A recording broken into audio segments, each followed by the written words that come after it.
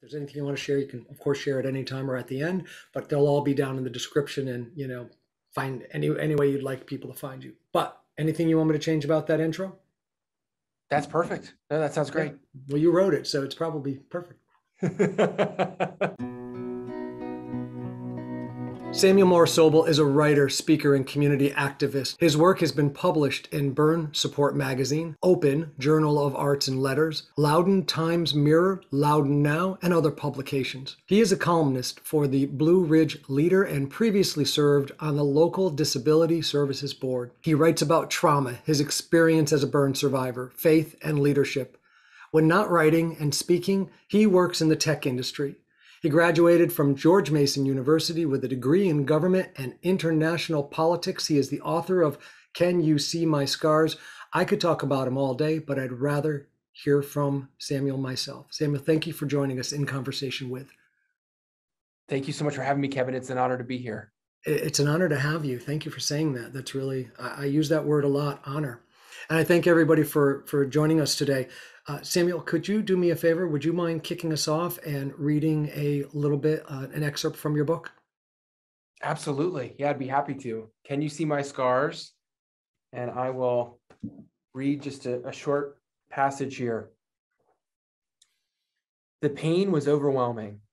I leaned on the man and relied on him to get me up the hill.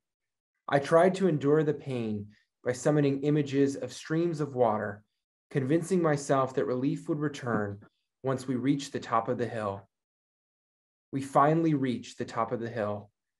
The 911 operator asked the man to identify the substance on my skin. He was unsure. Where is this material? I need to go back and get it, he said to me. Where is this stuff? In the box, I said. Now you stay here. I'm going to get more water, he said, as he lowered me onto the ground and left the phone in my hands. Then he was gone, walking back down the hill and leaving me alone. I looked around but could barely understand where I was. I did my best to put the phone to my ear. Sir, I'm going to be giving some information to the ambulance, the operator said. So if you could just stay on the line with me, I'm not hanging up. The operator's voice was comforting, with a slight lilt and a southern accent. Okay, I said shakily. My eyes remained closed. I couldn't hide my agony any longer, groaning as I attempted to control my pain. Okay, sweetie, we're here, the operator said. Yes, I said. One ambulance is on its way, she said. Uh-huh, I responded. The knowledge that an ambulance was en route was comforting. I longed for the paramedics to arrive and ease my pain. About how much stuff splashed onto you? The operator asked. I don't know, I said shakily. I kept pondering her question, trying to quantify the exact amount of liquid that had hit my skin. The pain continued, and I began to wonder whether or not I would die. Thank you for reading that aloud. Of course, yeah. I think to everyone that's listening today, that was an excerpt from Samuel's book, and we're going to talk about that and a few other things along the way here. But I wanted to start with that, and I really thank you because before we started talking, we chatted about why I asked you to read that, and I think it does encapsulate enough for the readers for the listeners to understand that there was fear and there was horror and there was an understanding I may die and an incalculable amount of pain. And yet I heard little words in there like things that you remembered, or I have to ask you how you really were able to piece together that little bit of dialogue. Hi, sweetie. There's moments of just pure gruesomeness is the best word I would say. You understand that someone is suffering, and yet there's a voice that just kept echoing in my heart, really. And it was that of I think that was the 911 operator, and saying the words, okay, sweetie. You could read it again if you wanted, but those words, sweetie, just didn't seem to fit within the context of the personal Holocaust that was happening to your body, this absolute torture. And yet you somehow either recollected that or found that, but if nothing else, you kept it. It's part of your story. It's a part of the moment that changed you forever, I would say, and that you'll never forget, and that you're now sharing with the world. And I will say that one of the things we did to all of our listeners is Samuel and I were talking earlier about how we could read the whole book, but it's an audio book. So go ahead if you want to listen to his voice. He's got the audio book, he's got the hardcover and the soft cover. Tell us a little bit about that 911 operator, if you would. Yeah, no, that's great observations, Kevin. The 911 operator was someone who was a calming presence during that time. She was trying to keep things calm. I don't think she understood the severity of it. I don't think anybody did. It felt like nobody was listening to the agony I was in. Part of it, I think, was, and I've gone back and listened to the 911 recording, so that's why I was able to remember all that. But there are things about that conversation that stuck out in my memory. But it just felt like, my world was collapsing, but things were still kind of going on as normal, or, things were just continuing on, and it felt kind of disorienting at the time. But I did, even in those moments, still had, some semblance of hope, some semblance of faith that I would somehow find a way to make this through. And I didn't know what that would look like. I didn't know what was going to happen. It certainly felt hopeless, and I was in so much pain. And it was hard to know what, I didn't know what had happened yet. I didn't know what had splashed onto me. I didn't know the danger I was in. But that 911 operator was keeping things calm. And on the recording, I actually sound, I think, a lot calmer than I felt. I was trying to be very calm. My voice did sound a little shaky, but for the most part, I think if people, heard it, I was trying to be as stoic as possible, to just try to hold it together. And so maybe that's why others didn't see the severity of it. I wasn't screaming. I wasn't crying. I was just really trying to hold it together. And there was a point on the recording where I just started groaning. I couldn't hold it in anymore. But even then, it was still very muted. I get the sense, and it's why your book, your writing appeals to me, and many people who write like you do, and hopefully like I do or we do, is that there wasn't a lot of, and it's why I love that she was there in the story and prominent in my mind, at least. It really gave me that sense of things are not okay, but not everything's wrong here. There's something that we can find a glimmer. Is that there wasn't a lot of this book was not written, it seemed, with anger. It was not written with resentment, would be another word, or bitterness. And sometimes I think that is the question. A lot of people say, why did you write it? I think that's an easy one to answer for me, but I'll ask you that also. But now I want to know, how were you able to write that after tragedy such as that? And again, I'll use the word torture. Such a painful experience, without bitterness, without resentment, without anger, and without hostility towards what happened, and maybe others who could have helped you better, or maybe she could have paid more attention to you and understood a little more. How'd you do that? Yeah, I would say it took a long time. It's part of why the project itself took a little over a decade, and part of it was in the beginning, it was just, it was keeping a journal and then having, hundreds, 120,000 words in it, and then trying to figure out, okay, what really should be in a book, what shouldn't. But I think part of the delay of this project, which I anticipated, completing far sooner than I did, was because of that. I would go back to it, and I was still too angry. It was still too raw. I was still too bitter. And I really had to work through that pain and that bitterness and come to a place of healing before I could welcome others into my story. And I think that was part of, so, going to years of therapy, really working on myself and coming to a place where I felt like I had reached a place of forgiveness and healing in that, and where I could turn around and shift my perspective from really being angry at these people, or angry that this happened to me, or even angry at God at times, to really having compassion for these people and even empathy. I mean, I look back now and I think what must have happened to them in their life that made them react the way they did to me, and I write about that in the book, about how they, the man treated me in the hospital after all this had happened, and some of the things he said, which were so hurtful. But when I look back, I think, well, maybe something really traumatic happened in his story that I don't know about. And so maybe there's an element here that I'm missing and I don't know. And so I can rest in that knowledge of that, and almost, feel empathy and almost pity them to react in such an inhuman way. But it took a long time. I mean, again, for the listeners, this is more than 12 years now. I'm talking to you more than 12 years after the accident. It was not overnight. It was a process. And I think sometimes as a culture, we really rush that process of forgiveness, of reaching that place of acceptance. It takes time. You can't short circuit that process. And for me, it was certainly a long one. And there was many years where I felt like, I just was continuing to wrestle with these feelings and wrestle with the implications of this terrible accident. Let's stay with forgiveness for a minute. You know my story. I know you know it well. Samuel, for all of our listeners, was kind enough to not only read my book, but give me some reflection and publish a beautiful review. And thank you for that.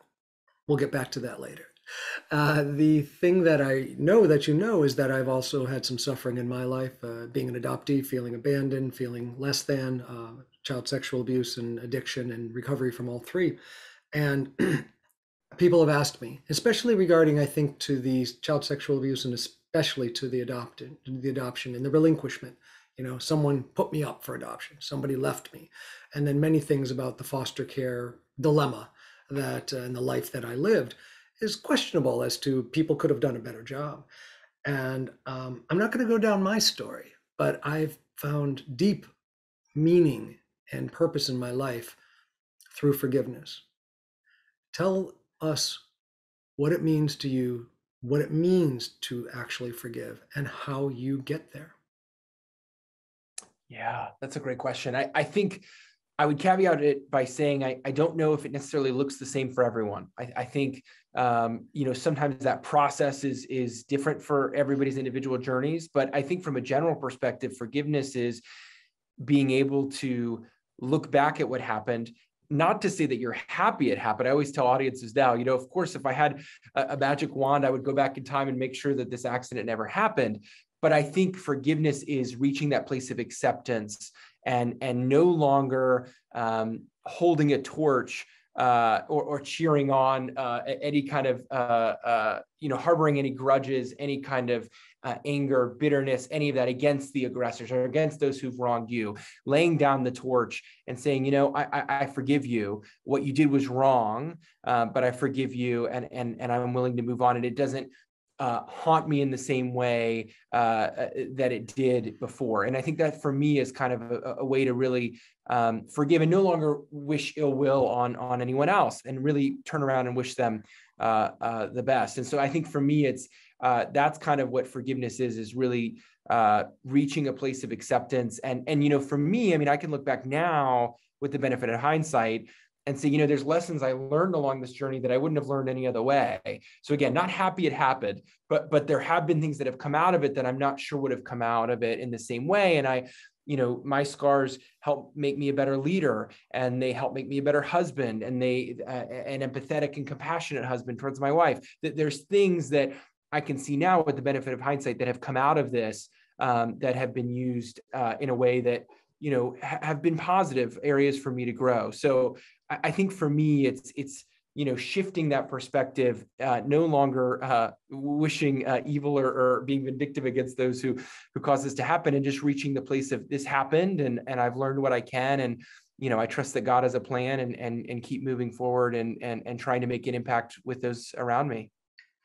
Thank you. That's really helpful. And I think you're right. There's a real sense of God has a plan, and whatever that means to any of our listeners, higher power, God, the universe, or, whatever it means to you. It's hard for people, I think, who have suffered greatly to think there's a positive to it. And I know for me, there was, as you said earlier, many years of therapy, many years of screaming and yelling and working and saying, are you kidding me? I could have done without some of this. Wasn't there a better way for me to learn the lessons? And I think that a couple of things that have really helped me is recognizing that the people that have hurt me or let me down, some of them may make amends to me, but many of them won't, can't. Maybe they're dead. Maybe they're just not part of my life. And if I forgive them, especially someone who's long gone or isn't able to make any amends to me, say pay the debt, if they owe me 100,000 or they owe me an apology, whatever it is, me waiting for that debt to be paid is only torturing me, not them. Yes. They've got their own sense of despair, pain, and that's none of my business, but my business is my healing. And I have found that the only benefit to me, not forgiving someone is that it keeps me in a place of despair. And I don't say that's a benefit lightly. I say that there's a reason why I hold on to my pain sometimes. And it usually Mhm. keeps me stuck and I'm not ready to move on. And that's quite all right. I've spent many years trying to navigate that. And now I'm just maybe getting a tiny bit better at letting things, coming to a place of acceptance. Maybe not letting them go, but coming to a place of acceptance and realizing I need to absorb the debt that may never be paid. That means I've got to pay it. That means I've got to feel it, and I've got to be disappointed or sad or angry. And then I've got to let that go somehow. And I like your real conclusion, which is one of the best ways to let it go is to say, okay, now what am I going to do? How do I not use this scar, but how do I move forward and be of service to others? And the way I say it is to be of service to God and others. Those are my 8 words. I like 8. It's a great number. We talked about scars. You should tell, I think, in, maybe you could take 30 minutes for it, but let's try 3 or less. Tell our listeners who may or may not be watching, may or may not have read your book, what scars are you talking about? Yeah, that's a great question. And just to return your earlier thought too, I like what you said there about forgiveness. And the thing I would add as well is what I realized is if I hold on to it, I'm giving that person power over my story and in my life. And by having that hatred or having that, holding on to that debt. So that's something too, I've had to learn the hard way sometimes of, wait a second, and you're exactly right. It's not doing them any, they've moved on. A lot of the people who are, they've moved on to their thing. The way we say it, the way we say it in the 12-step jargon and, the 12-step world that I live in is we're letting other people live in our heads rent-free. Yes. Rent-free. Yeah. So it's like they're not paying the price and I'm letting them run around in there and hit me over the head, hit me with a baseball bat. And basically there was one other thing I will reflect on is, you talked about acceptance and letting go and processing it.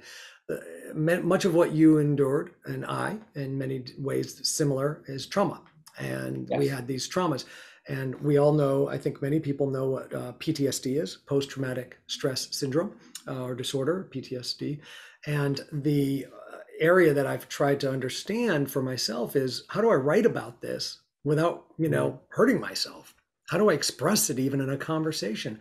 And what I've had to learn is to practice to remember it without reliving it.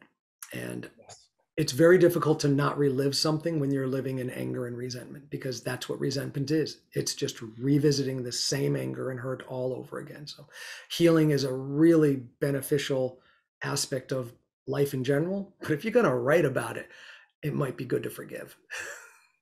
Agreed. Tell us about, and I'm glad we can laugh and smile. And because the question is, of course, we're talking about trauma and these are serious things. And yet we're sitting here, smiling and feeling good about it. Tell the audience, tell our listeners about what scars you're referring to. Yeah. So, for your listeners, there definitely is life after trauma. I think we both in our experiences are living examples of that. But so for me, the scars that I have are on my face and arms.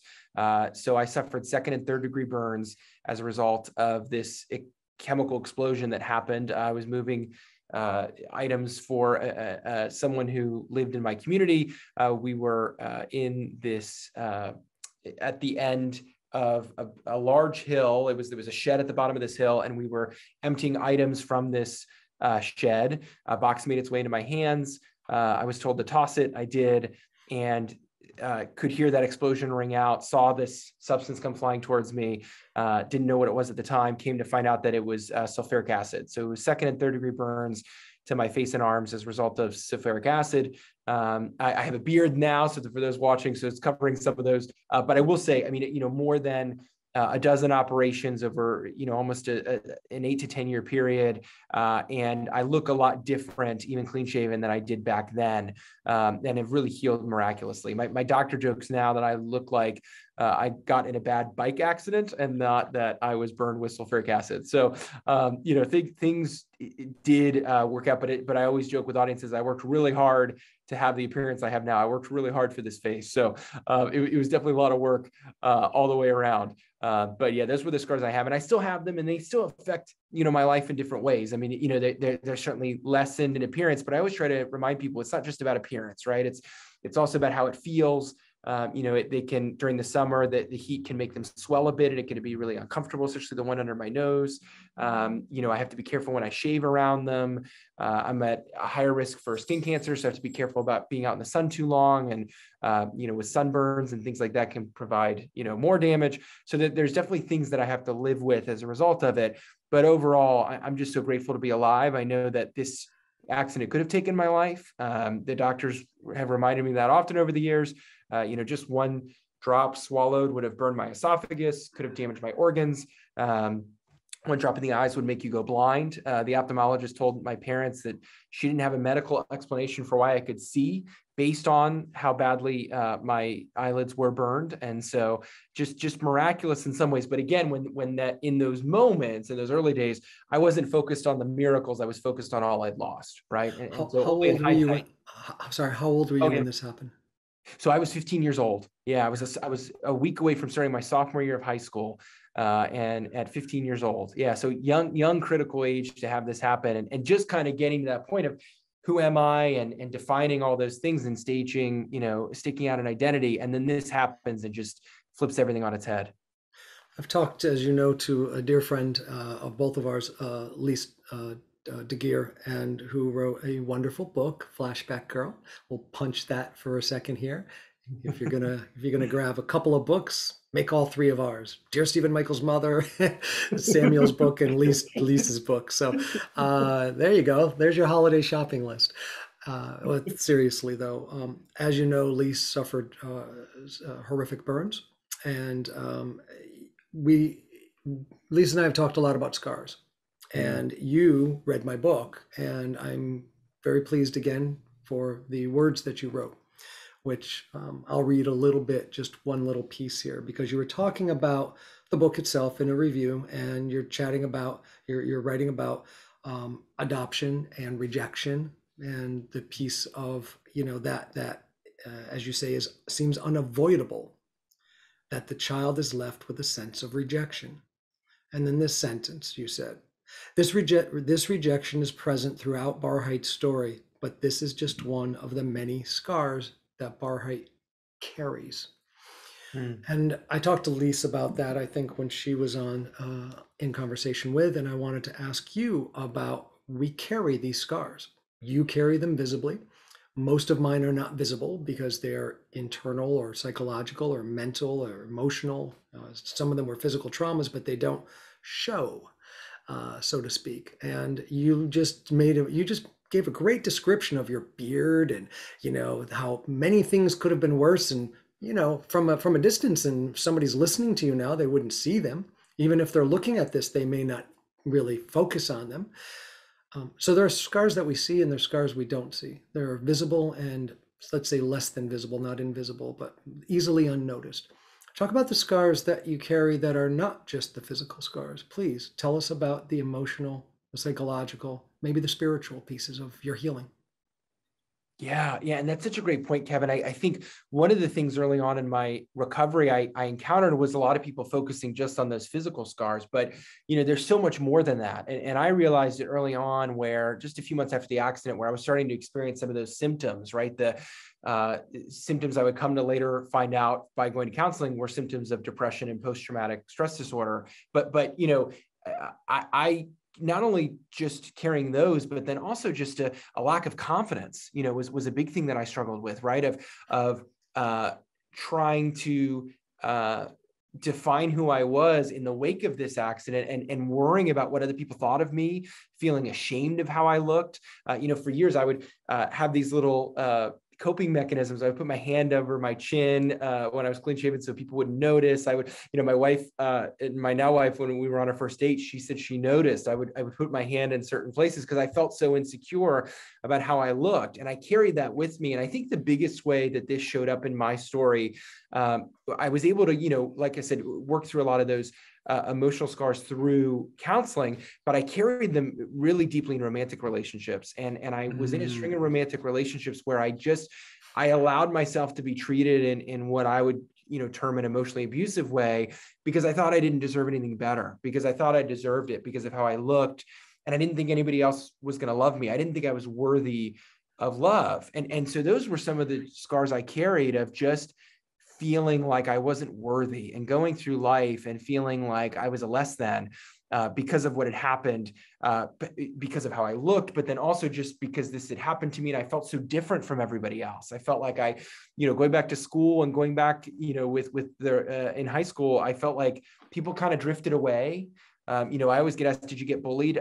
No bullying, thank God. But, people just kind of drifted away. They didn't know what to say to me. And I just felt so like an outcast. I felt like I was so different from everyone else. And I just didn't know what life was going to look like. And so those mechanisms I built so that I wouldn't get hurt, to kind of build a wall around myself to make sure that, nobody penetrated that and hurt me. And it was something I carried for a really long time, those emotional scars. And even today, my wife coming to my life has been an amazing thing. She's helped me in so many ways. And it was kind of I had to do a lot of work to get there, right? To be ready to welcome her in my life. But once I did, she was kind of that capstone on that healing process of, finding some of this beautiful, intelligent, wonderful woman who loves me, regardless of all that had happened to me. But there are still moments where I have insecurity or struggle with confidence or things like that. And I would also say the spiritual part, that's a great point too. I write about it a bit in the book, but just feeling that rejection from the spiritual community of going back to church and feeling, I'd grown up going to church. That was a part of my upbringing, but going back and having people kind of not being able to wrestle with what I was going through, kind of offering these kind of flippant answers of, God has a plan and that's that, and not allowing me to kind of work through that. I remember going back to church and having somebody tell me, don't worry, someone will still marry you. You'll still find someone to marry you. And your kids won't get this because it's not genetic, right? And so just these really insensitive things, and it was hard to square. Faith, my faith was definitely turned on its head, and I had to really wrestle with, was I going to, continue as a person of faith, or was I going to reject the faith that was part of my upbringing? So those were all things. I mean, it was emotional, spiritual, physical, all just this whole box of scars, right, that I had to untangle over several years. And some of those are still with me, and I still have to work through those. It's a journey. It's a marathon, not a sprint. That's a great quote. It is a marathon, not a sprint, and we can sprint here and there. I think that what I really heard there too, which was really important to me, you just talked about something that we now really acknowledge in, at least in where I work, in the work I do, and in a lot of communities, as microaggressions. People saying something that on one side can sound like, hey, you'll find somebody that will marry you. Don't worry, there's somebody out there for you. I'm making this up, Don't worry. And you're sitting there, am I Quasimodo here? What are you looking at? I'm not Elephant Man, what are you doing? I thank you for being able to laugh, because anyone who's listening to this may think I'm being insensitive in saying it, but trust me, Samuel and I, we get each other, and we're cracking up here because, I'm the same way. To be honest with you, I'm really grateful for your forthrightness about your marriage. It's not easy to talk about those things. And if your wife is listening to this right now, I bless you and I thank you for allowing us to chat about you in such positive, wonderful ways, because I'm sure you're an extraordinary woman. And, top of the line. I was just having dinner with my wife before we came here, and I actually was thinking, gee, would this be something I could broach? Because my wife, of course, is married to me now since 1995. We've been together since 1992. And when she got together with me, let's just say I was kind of a piece of work. I was 5 or 6 years sober and, cleaned up from the old days, but I was nowhere near. I was a little bit of, as people would say, Kevin, you're a little much, and I had not calmed down. I was really like a bat out of hell. And I certainly had, my nickname was Bat Out of Hell Kevin. So in the 12-step groups, there was 3 Kevins, and they would say, oh, Kevin who? Oh, Bat Out of Hell Kevin. That was me.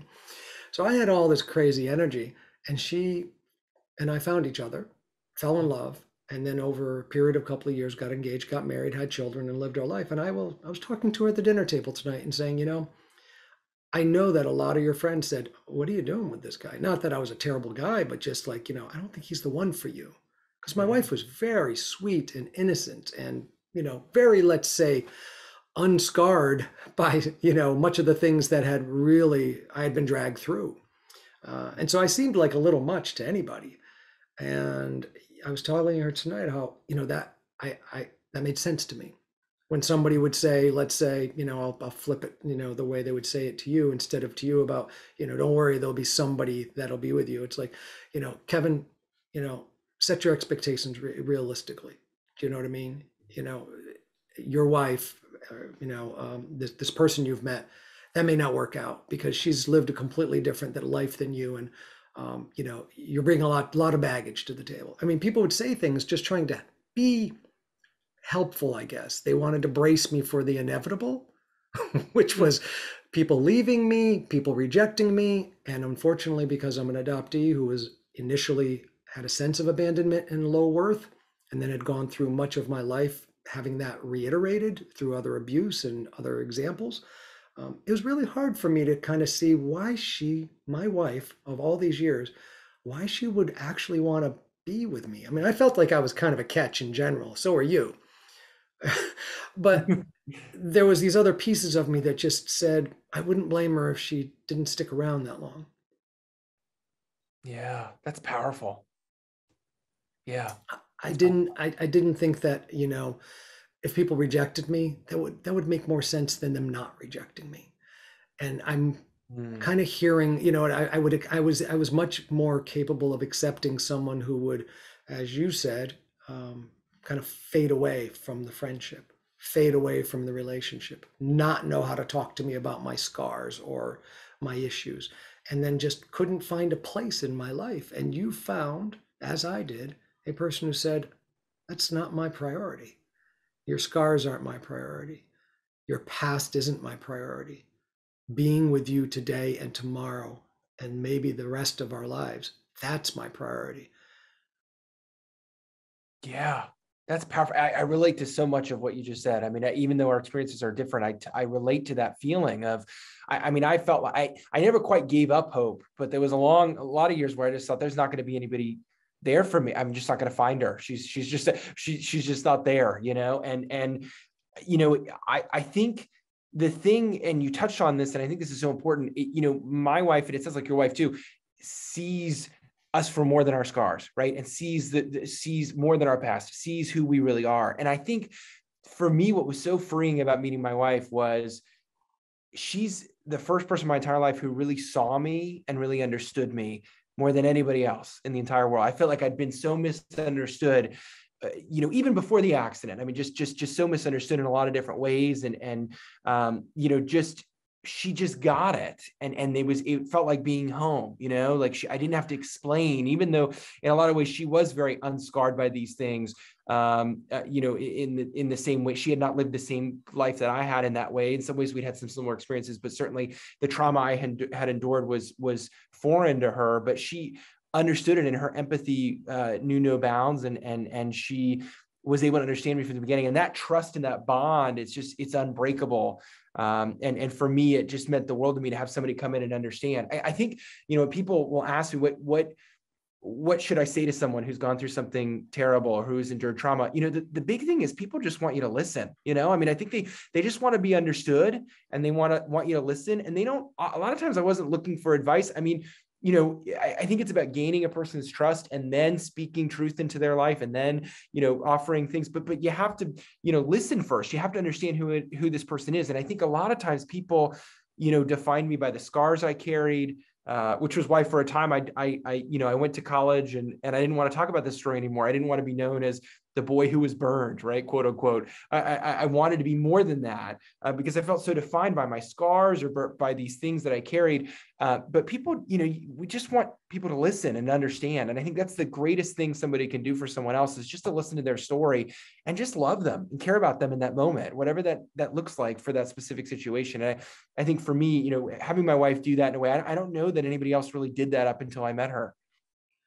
I had a friend of mine pass away a couple of months ago, a few months ago now, Nancy Burnham, who I loved dearly. And she was elderly, not too elderly. She wouldn't like if I said that, but she was elderly, had some lung issues, and eventually COVID didn't get her, but her lungs did give out, and she died. And I remember I posted it, I was just posted the obituary and, on Facebook, something like that. And with respect, very much so with respect. And a lot of people will say, but they'll say, I'm sorry for your loss, things like that. One person to this day, she knows who she is. I mean, she's listening to this now I'm always thankful, beyond thankful. She said this. She posted literally in reply one thing: I sit with you, period. Mm. I cried, I sobbed, I just went, I got it. Years ago, I had a friend back in the 80s during the AIDS epidemic, and before they had any kind of treatment, and his name was Joseph Barone. Joseph I'd see him around, and then I wouldn't see him, and then I'd find him. He'd be in the local hospital, Albany Medical Center, and I'd go to visit him, and I'd go in and I'd sit with him, and then I'd leave and sit in the parking lot, sit in my car and cry and slam on the steering wheel with all the hurt. But and then I'd go back another couple of days and I'd visit with him. And every time I visited, it was just I just didn't know what to do. Nobody knows what to do. What do you say to somebody who's got cancer all over their bodies, and he had all it's called Kaposi sarcoma, which is the typical kind of cancer you would see in those scarrings and those lesions. And I remember one day I was sitting with him, and he said, "I'm so glad when everyone comes." He said, "But I'm so relieved when you come." I said, "Really?" He said, "You just sit with me." And I'll never forget that moment was when I really understood. It was surprising because I didn't realize that's the kind of person I was. And he was pointing that out. And it was really, really surprising because I realized that's the kind of person I want to be. That was it. That was when I realized the kind of man I wanted to. I didn't feel like I was there, but he saw it, and it gave me the courage. And when Joseph died, I broke my heart, but I carry that with me to this day. Mm. We can be the kind of people that we don't think we can be. I think that when we find our wives or friends or Joseph, people like, these wonderful people, I think it's important for us to look for our reflection in them. And so when I see my wife and she's still sitting across the dinner table eating guacamole, and what else did we have tonight? Guacamole and some wonderful, soup that she made for us, pumpkin soup or whatever. I just realized, I have to see that rather than my scars. I have to see the reflection of the person that loves me, and just try that a little bit. That's beautiful. Oh, that's beautiful. Totally. Yeah. There's some avenues that I'd like to head down for a second, because Okay. you and I, we work in technology, and I work in technology exclusively, and I use technology all the time. And I think that when I was writing my book, I had no idea when I went to publish it that the pandemic was going to be there. And I recognized the limitation of what I wanted to do, which was I was going to go on a book tour, and I was going to travel, and I was going to shake hands and hug people. They were going to listen to me read, and we could cry together and we could laugh together. And I was like, and I had this moment when I finally had to acquiesce and say, "Kevin, you're very adept at technology. You're very comfortable with the medium. Why don't you just take a little tiptoe in that direction rather than trying to make it into what is impossible and what you had wished for?" Tell us a little bit about your book launch, about your plans and how you thought the book would, be presented to the world, and what has been joyful to you? Because I'll tell you, I've had an awful lot of joy and extraordinary experiences, even in the middle of so much death and destruction and sickness over this past year or two. And even though the disappointments are thick with how the book could have been presented and how I could have done that, I've been able to not just see them as silver linings, but to be honest with you, you use the word acceptance. It's like, oh, this is how it was supposed to go, and I can trust that. Tell us about your experience with the book. Yeah, so much what you said, I can definitely relate. Wow.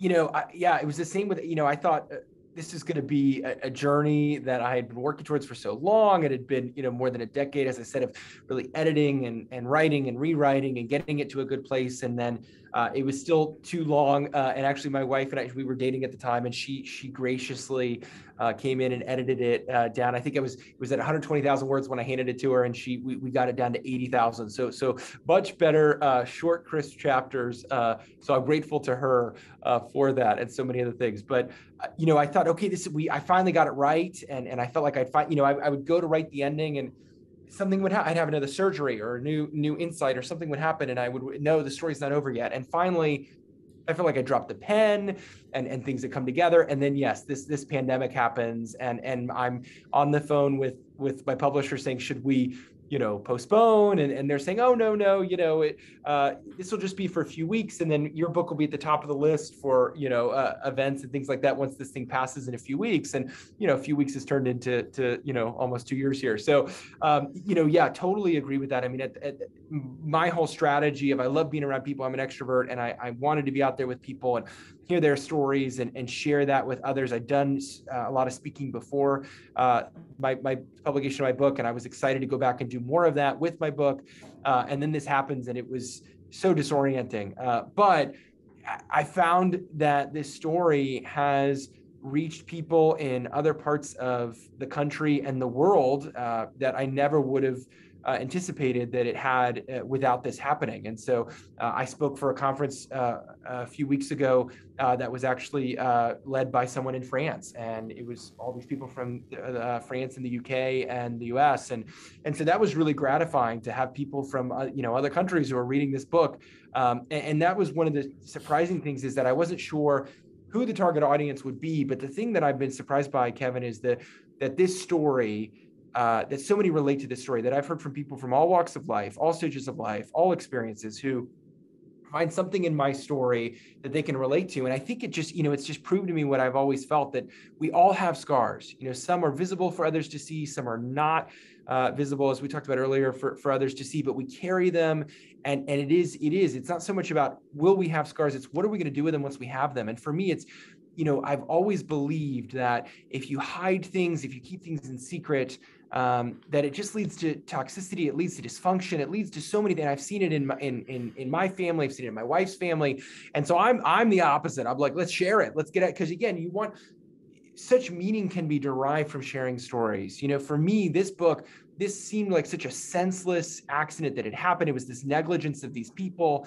And I just struggled with it for so long. But the book for me was a way to impact others, even just a small way, in their story, and give them hope and give them some glimmer as they walked along their journey and faced adversity in their own lives. And so it's been so powerful that this story has been used for good. I feel like it's made a small impact and it's helped others. And it's been amazing to hear from people who've read it, who were able to tangibly grab onto something and that it's impacted them. So to me, despite the pandemic, it's still had an impact. It's been great to go on podcasts and do all these things and do the speaking through Zoom. I'm actually starting this last few months, I've been starting to do more in-person events, and 2022, I'm hopeful that more will happen, although I should knock on wood, because who knows with this pandemic. But it is amazing to just, even in the face of in the wake of the pandemic. And I would say both of our, having read your book too, I think our books are even more prescient in the wake of the pandemic. I think that there's a power to that story. People need hope during this time. We've all collectively gone through this, this unbelievable collective experience all across the world. And so, our books offer hope, and that there's hope after trauma, and that there's healing. And so I think there's a whole new added layer of meaning, as you said, that this is the way it's supposed to be. I believe that for my story as well, that this has made an impact, and it was supposed to be for this time. First, this is when it was, and it doesn't always make sense, but this is, when it was supposed to be. And I'm just grateful that it got out there and that people have wanted to read it. You and I will talk again offline someday about that moment of clarity that I know you had, it sounds like, and that I had when we said, oh, we're just doing this. It's time. And I will say that I went from what was it again? I keep forgetting now. Like 129,000 words down to 101,000 words and down to 85,000. So we have a lot in common. Tell us a little, I really do want to thank you for your time, of course. And as we get close to the end here, you really have done a great job in your exposing people, of course, not just the suffering, but the healing. And also, as you've articulated here today, the reason why we share things, the reason why we put ourselves out there, because no one told us we had to do this. We found something that drove us. But I really also want to commend you, because I know that a big part of what you do is to help others. Please tell us about Phoenix Society, the Phoenix Society Burn Survivors. Yeah, absolutely. Yeah. So the Phoenix Society for Burn Survivors is an organization that I learned about several years after my own accident. I went several years without meeting another burn survivor, which was very isolating. And there's a commonality in all suffering, but being able to see someone else who has a similar kind of injury would have been so powerful in those first few years. And it's one of the regrets I have looking back of not knowing about this great organization. And I hear others who have that same refrain that, oh, I wish I'd known about Phoenix sooner. But for me, it was, and I write about it in the book, it was a really important part of my healing process was going to their World Burn Congress, which is the largest gathering of burn survivors in the world. And they do it every year. And, I went to their one in 2017 in Dallas, and, going there and just being in a room filled with the burn survivors and hearing their stories and meeting others and understanding just the commonalities in all of our stories and hearing how others had healed was just so important for me and my journey. And so I just love that organization to death. And I love supporting that organization. And one of my goals, once I've made back the initial investment I've made in the book project, is to use a percentage of the profits from the book to support the Phoenix Society for Burn Survivors. And so that's a goal I've long had, and I'm hopeful to reach that goal in 2022. I'm hopeful you will, and I'm sure you will. And just for all of our listeners, all the information about Samuel in the book and also Phoenix Society will be down in the description below. They can be found, I see right here on Twitter at PS Burn Survivors, Phoenix Society. PS Burn Survivors is where you'll find them. All the information that we talked about tonight, I'll try to gather it together and put it in the description below, and you'll see that. And please reach out to Samuel through all of his means. He's definitely on LinkedIn. He's definitely on Twitter. He's definitely on Facebook. He and I use all those avenues to try to communicate and nudge each other and find each other. And please take the time when you can. If you're a book reader, please, you'll be able to find the ebook. You'll be able to find am I correct there? There's an ebook, softcover, hardcover, and there's the audiobook. Is that right? Yeah, there's a hardcover, ebook, Kindle, and audiobook version. And audiobook, great. Great. And please take the time to, of course, find Samuel's book, and Lise Deguire is another author that I would highly recommend, and I know we're all friends. Samuel Moore-Sobel is a writer, speaker, and community activist. His work has been published in Burn Support Magazine, Open, Journal of Arts and Letters, Loudoun Times-Mirror, Loudoun Now, and other publications. He is a columnist for the Blue Ridge Leader and previously served on the local Disability Services Board.